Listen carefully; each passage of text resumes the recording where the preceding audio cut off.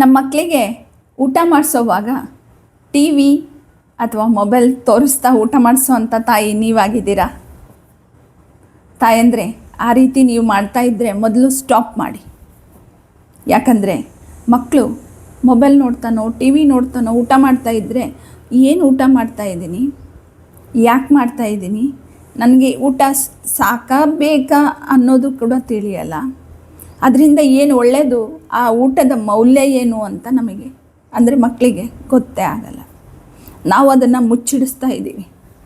So ಅಂಥ ತಪ್ಪು ನಮ್ಮಿಂದ ಆಗಬಾರ್ದು. ಹಾಗಿದ್ದರೆ ಮೊದಲು ಅದನ್ನು ಸ್ಟಾಪ್ ಮಾಡಿ.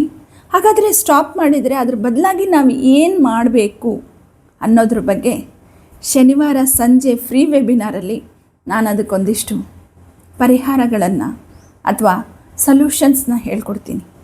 ಊಟ ಟಿ ವಿ ಅಥವಾ ಮೊಬೈಲ್ ಬದಲಾಗಿ ಬೇರೆ ಏನು ಮಾಡಬೇಕು ಅನ್ನೋದ್ರ ಬಗ್ಗೆ ನಾನು ತಿಳಿಸ್ಕೊಡ್ತೀನಿ. ಹಾಗಿದ್ರೆ ತಡ ಮಾಡದೆ ಈ ಕೆಳಗೆ ಕೊಟ್ಟಿರೋಂಥ ಲಿಂಕನ್ನು ಕ್ಲಿಕ್ ಮಾಡಿ ರಿಜಿಸ್ಟರ್ ಮಾಡಿ. Thank you.